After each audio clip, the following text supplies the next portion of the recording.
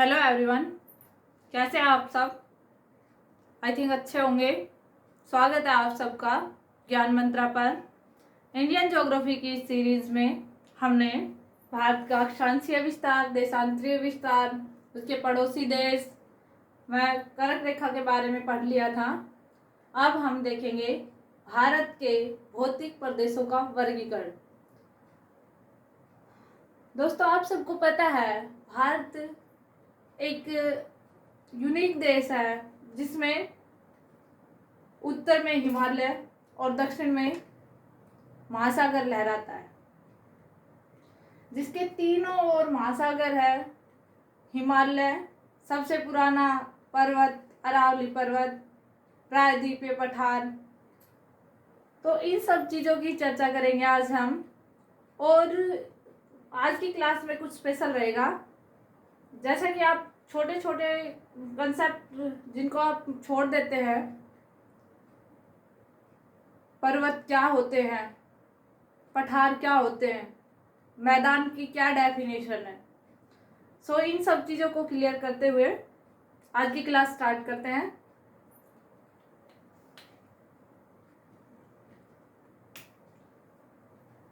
आज का हमारा टॉपिक है भारत के भौतिक प्रदेशों का वर्गीकरण।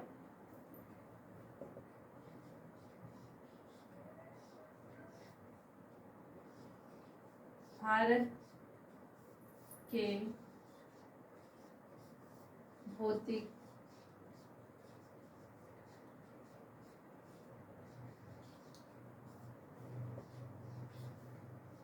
प्रदेशों का वर्गीकरण।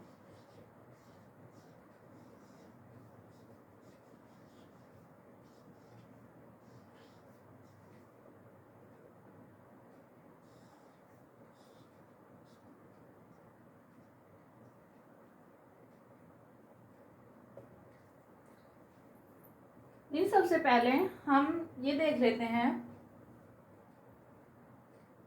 किन्हें हम मैदान कहेंगे, समुद्र तल से इसकी कितनी ऊंचाई होनी चाहिए, पर्वत किसे कहेंगे, पठार या पहाड़ी किसे कहेंगे। सो गाइस, समुद्र तल से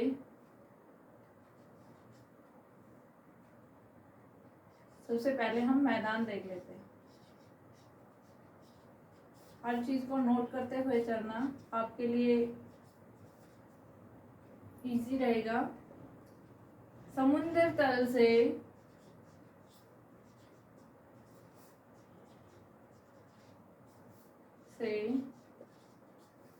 नेट, यूजीसी नेट में ऐसे क्वेश्चन पूछे जाते हैं, इसलिए चीज़ों को कंसेप्ट से पढ़ना चाहिए। कंसेप्ट क्लियर होगा तो एग्जाम अपने आप क्लियर होगा। इसलिए हर चीज़ को मतलब कि मोटा मोटा मत पढ़िए, मोटा मोटा पढ़ने से एग्जाम क्लियर नहीं होते। सो गाइस, समुद्र तल से 300 मीटर की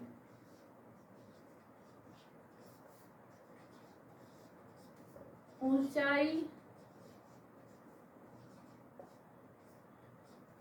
वाले भाग को मैदान की कैटेगरी में आता है। जो भी स्थलीय भाग समुद्र तल से 300 मीटर की ऊंचाई पर होता है उसको मैदान कहते हैं। जैसे भारत में गंगा ब्रह्मपुत्र का मैदान,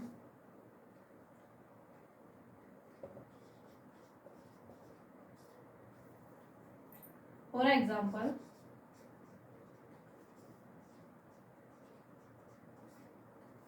गंगा ब्रह्मपुत्र का मैदान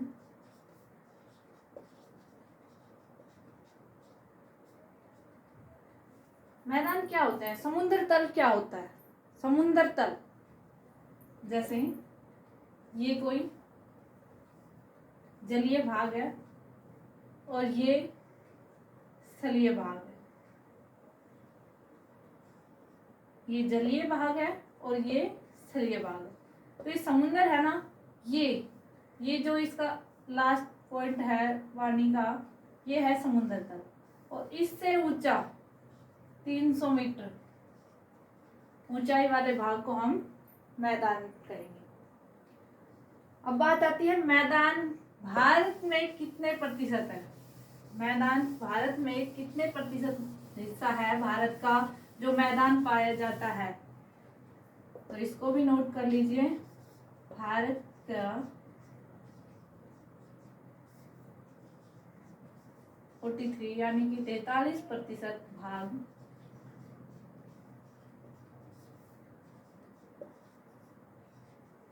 मैदानी है।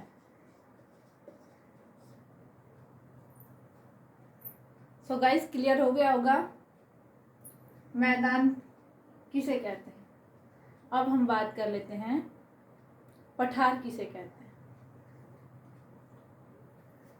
नंबर 2, पठार।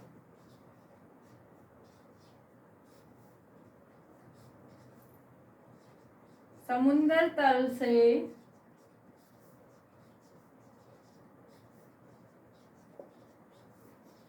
600 मीटर की ऊंचाई वाले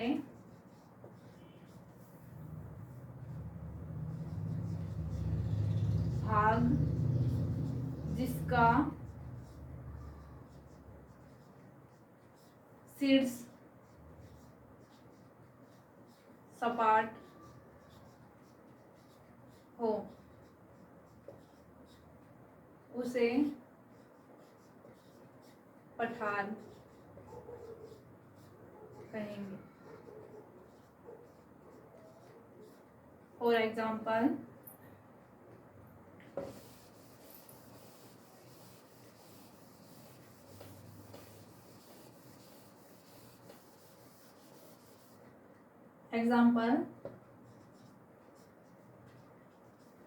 छोटा नागपुर का पठार,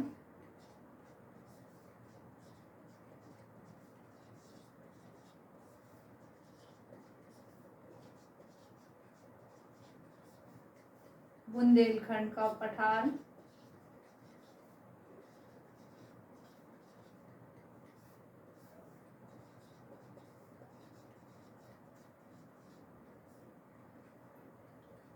जब कोई क्लास हम पठार या पर्वत पठार की जो भी लेंगे उसमें इन सब भारत के अंदर कौन कौन से पठार पाए जाते हैं उन सबको क्लियर करवाया जाएगा। अभी मैंने एग्जाम्पल के लिए बताया है कि ये पठार भारत के अंदर पाए जाते हैं। और मैंने शीर्ष सपाट क्यों बोला, क्योंकि पठार 600 मीटर तक ऊंचे होंगे और उनका शीर्ष यानी कि सिर ये ऐसे सपाट होगा। अगर सिर सपाट ना होगा तो वो पहाड़ी की कैटेगरी में आएगा। ऐसे हुआ, ये पहाड़ी, ये पठार।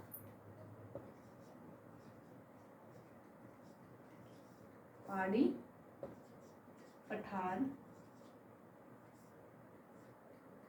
और ये मैदान। 300 मीटर, 600 मीटर।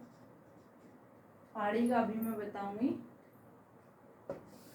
नेक्स्ट है पहाड़ी किसे कहते हैं।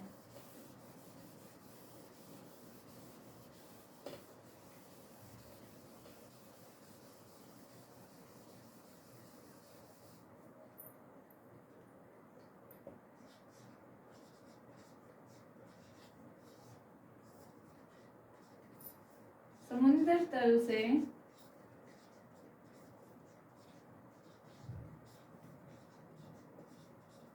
1800 मीटर की ऊंचाई वाले भाग को पहाड़ी कहते हैं। तो फिर पहाड़ किसे कहते हैं। पहाड़ और पहाड़ी दोनों में डिफरेंस है। पहाड़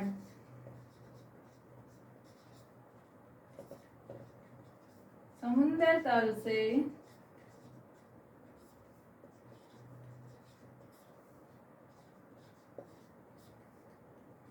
2700 मीटर की ऊंचाई वाले भाग को पहाड़ कहते हैं।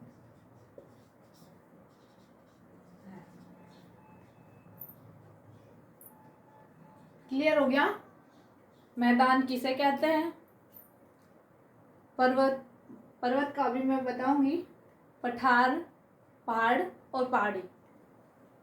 अभी पर्वत का और देख लेते हैं, फिर उसके बाद हम देखेंगे भारत के अंदर इनका कितना प्रतिशत पाया जाता है। सबका एक साथ ही देख लेंगे।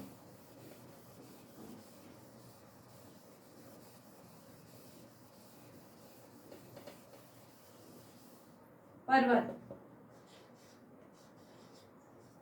ये मोस्ट इंपोर्टेंट है।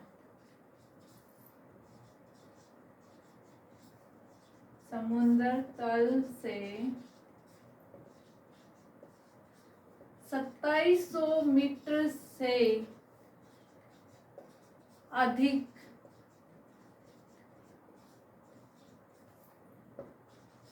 ऊंचाई वाले भूभाग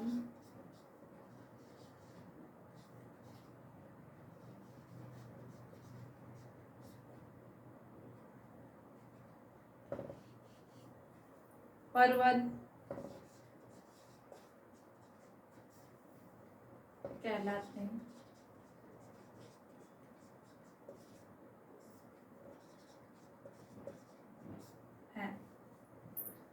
समुद्र तल से 2700 मीटर से अधिक, 2700 मीटर तक के वो पहाड़ कहलाएंगे, और 2700 मीटर से अधिक ऊंचाई वाला भूभाग है उसको हम पर्वत की कैटेगरी में रखेंगे। अब भारत के अंदर पहाड़, पर्वत, मैदान और पठार का कितना प्रतिशत है वो भी देख लेते हैं। उसके बाद हम इसके भौतिक प्रदेशों का वर्गीकरण पढ़ेंगे। वीडियो को लास्ट तक देखना, हर चीज कंसेप्ट से करवाई जा रही है। और अगर वीडियो अच्छी लगे तो सब्सक्राइब करना, लाइक्स, कमेंट।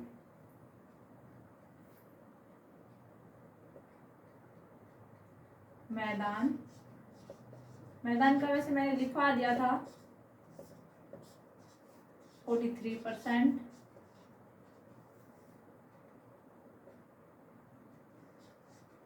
पठार 27%। पहाड़ या पहाड़ी दोनों आ जाएंगे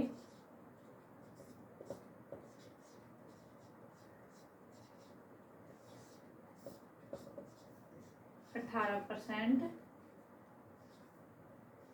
और पर्वत 11%।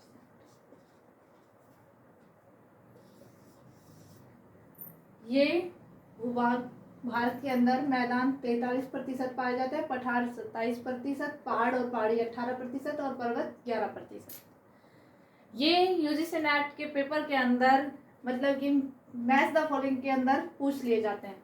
तो इन चीज़ों को मतलब कि कंसेप्ट से क्लियर करते हुए चलिए ताकि आपको एग्जाम में कोई दिक्कत ना आए। सो गाइस, अब ये तो इनकी डेफिनेशन हो गई। क्लास अब स्टार्ट होती है। जो इसके भौतिक प्रदेशों का वर्गीकरण है वो अब देखेंगे हम। भारत के भौतिक प्रदेशों का वर्गीकरण दो आधार पर किया जाता है।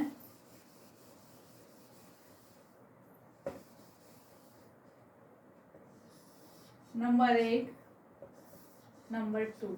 नंबर 1, भौतिक संरचना के आधार पर, भौतिक संरचना के आधार पर। और नंबर 2 है बनावट के आधार पर।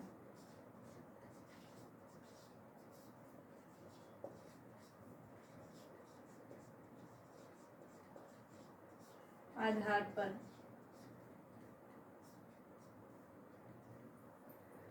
भौतिक संरचना के आधार पर इसको 4 भागों में बांटा गया है और बनावट के आधार पर इसको 6 भागों में बांटा गया है।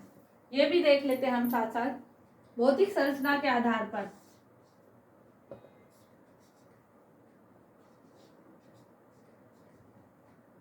उत्तरी पर्वतीय भाग। नंबर 2 है गंगा ब्रह्मपुत्र का मैदान।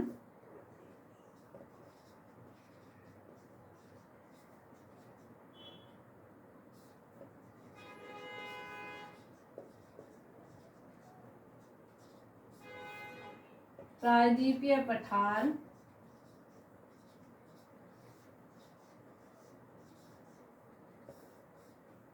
प्रायद्वीपीय पठार। और नंबर 4 है तटीय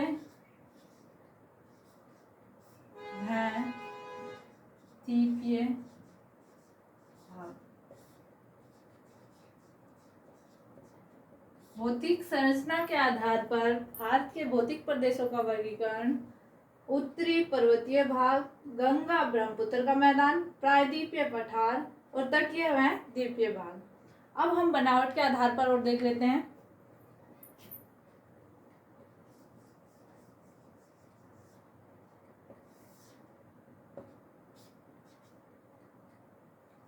उत्तरी पर्वतीय भाग, गंगा ब्रह्मपुत्र का मैदान, पश्चिमी मरुस्थलीय भाग,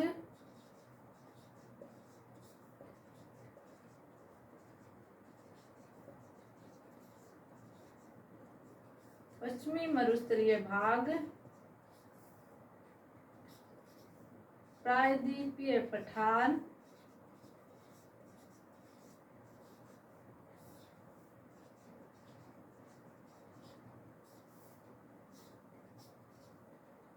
तटीय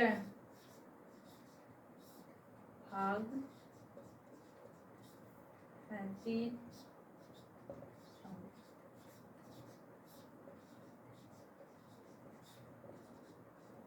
प्लीज इन सबको नोट कर लीजिए।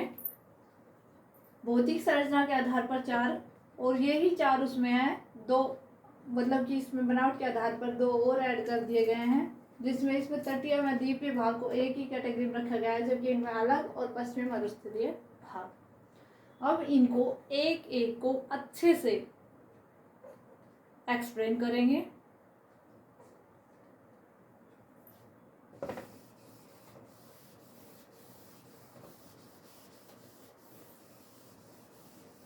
भारत के भौतिक प्रदेशों को वर्गीकरण की बात आती है तो सबसे पहले हम ये देखते हैं भारत की आकृति कैसी है।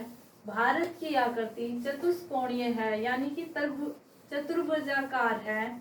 और ये बात सबसे पहले किसने कही थी? किस ज्योग्राफर ने ये बताया था कि भारत की आकृति चतुर्भुजाकार है? ये सबसे पहले स्ट्रैबो ने बताया था।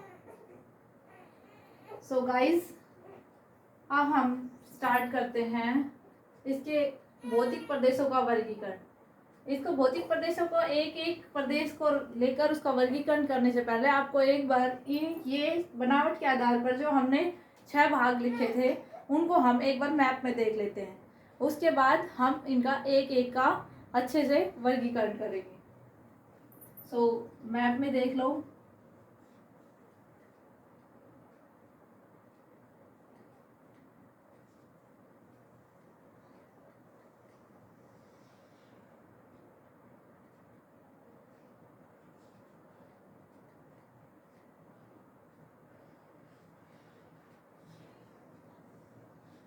मैप से क्या होता है, मैप से चीज़ों को समझने पर वो चीज़ें हमेशा याद रहती हैं।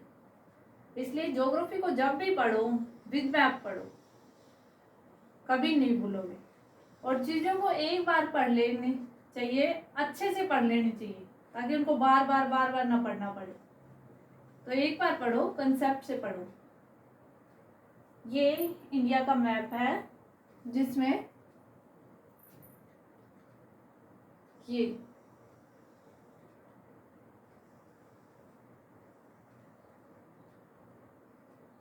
हिमालय है, पर्वतीय भाग। यहाँ पे इसके इंडेक्स बना देती हूँ।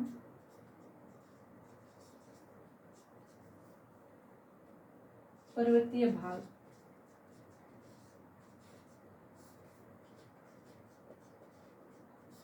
नंबर 1 ये हिमालय है, और यहाँ से ये वलित पर्वत इधर घूम जाता है, और जो ये अंडमान व निकोबार द्वीप समूह है, ये इस हिमालय पर्वत के ही निक्षेप है।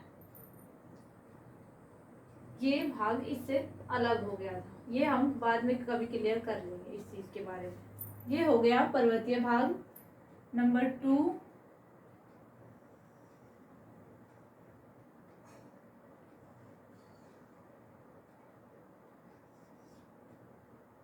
2 गंगा ब्रह्मपुत्र का मैदान।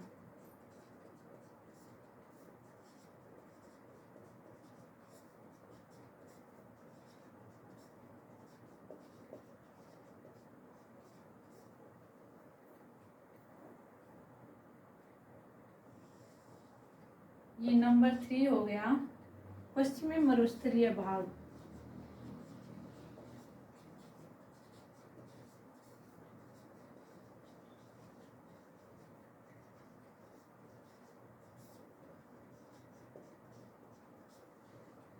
और ये नंबर 4 हो गया प्रायद्वीपीय पठारी भाग।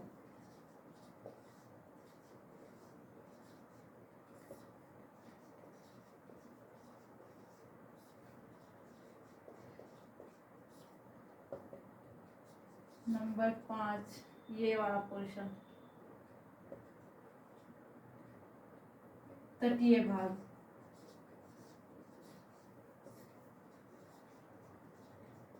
और यहाँ पे लक्षद्वीप समूह है, छोटे छोटे द्वीप हैं। और ये अंडमान व निकोबार ये हो गए, यानी कि नंबर 6 द्वीप समूह।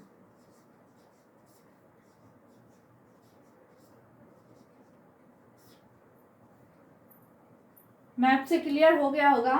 ये है पर्वतीय भाग, यहाँ भी नंबर 1। ये है गंगा ब्रह्मपुत्र का मैदान। गंगा रिवर यहाँ से और ब्रह्मपुत्र नदी यहाँ से मैदान बनाती है, गंगा ब्रह्मपुत्र का मैदान। ये है पश्चिमी मरुस्थलीय भाग, और ये प्रायद्वीपीय पठारी भाग, और ये तटीय, और ये द्वीप समूह। सो गाइस, इतना क्लियर हो गया होगा। अब हम इसमें किसी भी एक पार्ट को उठाकर उसको एक्सप्लेन करते हैं। अगर वीडियो अच्छी लगे, समझ में आ रही है, आपके लिए हेल्पफुल हो, तो प्लीज सब्सक्राइब करना ना भूलें।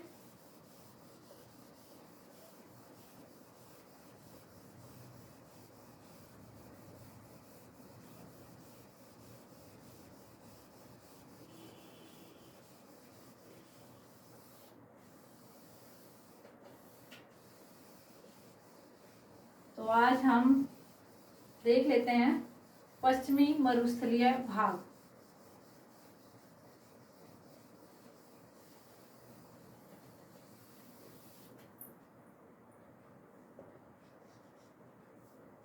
पश्चिमी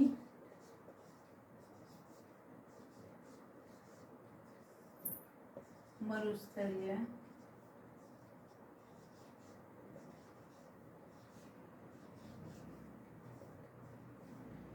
भाग।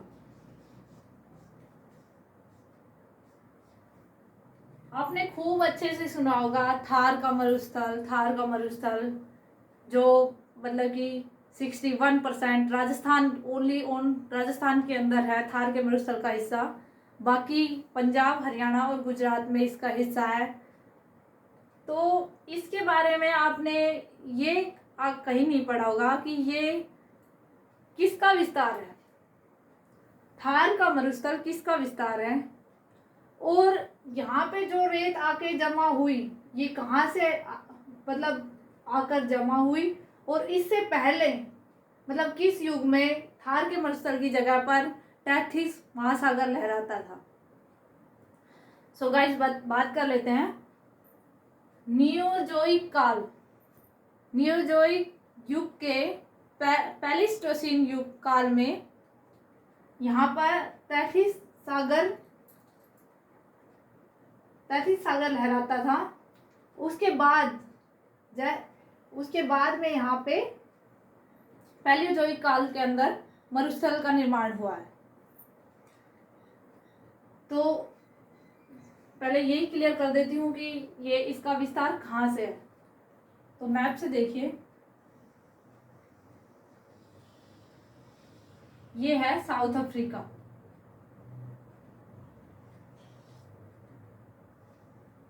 और ये अरब का प्रायद्वीप जहाँ पर सऊदी अरब, ईरान, इराक, कुवैत जैसे देश हैं, और उसके बाद ये पाकिस्तान, और ये हमारा प्यारा देश भारत,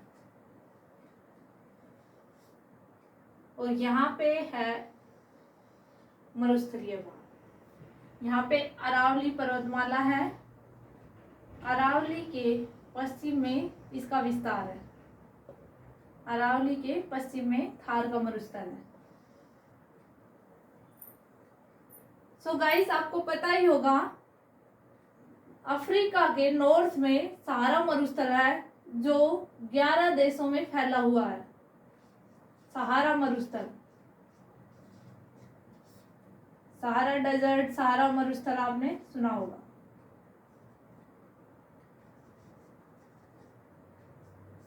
जो थार का मरुस्थल है वो सहारा मरुस्थल का ही विस्तार है। पवनों की वजह से ये यहाँ से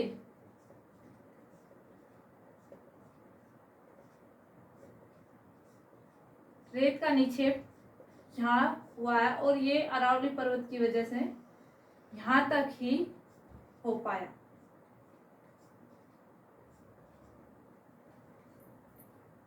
इस मरुस्थल को अरब के प्रायद्वीप में कबीर का मरुस्थल बोलते हैं। अरब के प्रायद्वीप में कबीर का मरुस्थल बोलते हैं।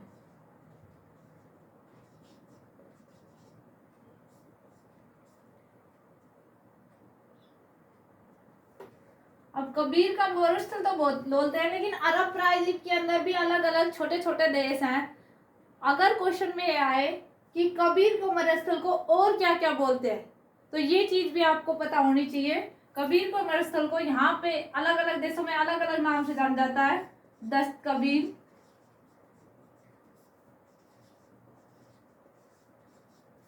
दूध कबीर,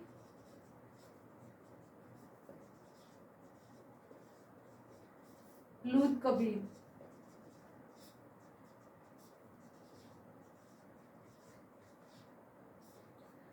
अब आपने ये तो पढ़ा होगा कि भारत के अंदर इस मरुस्थल को थार का मरुस्थल बोलते हैं, लेकिन पाकिस्तान के अंदर इस मरुस्थल को क्या बोलते हैं? पाकिस्तान के अंदर थार के मरुस्थल को चेलिस्तान का मरुस्थल बोलते हैं। चेलिस्तान का मरुस्थल, चेलिस्तान का मरुस्थल। ये टोटल थार के मरुस्थल का 38% है। मतलब जब भारत का विभाजन हुआ तो पाकिस्तान में इस मरुस्थल का 38 यानी कि 38% हिस्सा गया, और भारत के अंदर 62% हिस्सा इस मरुस्थल का है। तो इस चीज को भी नोट करना। चेलिस्तान का मरुस्थल ये है 38%, और भारत के अंदर तो आपको पता ही है थार का मरुस्थल बोलते हैं। थार का मरुस्थल यहाँ से पाकिस्तान की ओर एक ट्रेन चलाई गई थी, उसको थार थार बोलते हैं उस ट्रेन को, थार का अमृतसर जो 62% है। अब क्लियर हो ही गया होगा पश्चिमी मरुस्थलीय भाग कि ये सारा मरुस्थल का विस्तार है। प्लेइस्टोसीन युग में से पहले यहाँ पर तैतीस सागर लहराता था और उसके बाद इसका निर्माण हुआ है पैलेजोइक काल में। ये नियोजोइक, मेसोजोइक और सीनियोजोइक, नियोजोइक, ये सारे काल कोई एक वीडियो के अंदर ये भी अच्छे से मतलब क्लियर करवाए जाएंगे। अगर आपको इन चीज़ों में मतलब कि समझ नहीं आता हो या फिर आपको कोई भी काल या युग सब पढ़ने में आपको कोई भी दिक्कत हो तो कमेंट बॉक्स में लिखना। अगर आपको ये वीडियो चाहिए तो बहुत जल्दी ये वीडियो बनाई जाएगी। सो गाइस, आपका पश्चिमी मरुस्थलीय भाग हो ही गया है। अब ये और देख लेते हैं भारत के अंदर इसका विस्तार कहाँ कितना है।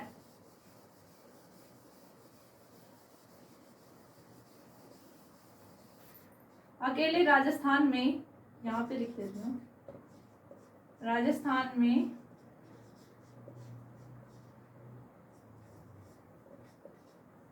अकेले राजस्थान में इसका 61% है। और मॉनसून में इसका डेजर्ट का बहुत इम्पोर्टेंट रोल है। जब हम कभी मॉनसून पढ़ेंगे तब इसको भी क्लियर करवाएंगे कि मॉनसून के अंदर डेजर्ट का, थार के डेजर्ट का क्या इम्पोर्टेंट रोल है। और अन्य यानी कि बच गया 39%, 39%, ये पंजाब, हरियाणा और गुजरात में है।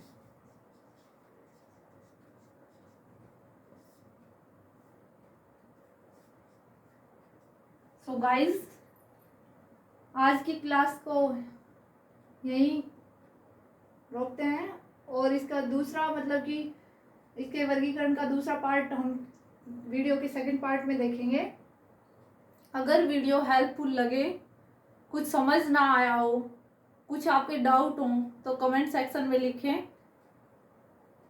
और आपको हेल्पफुल लगी हो वीडियो तो वीडियो को सब्सक्राइब कीजिए। Thank you.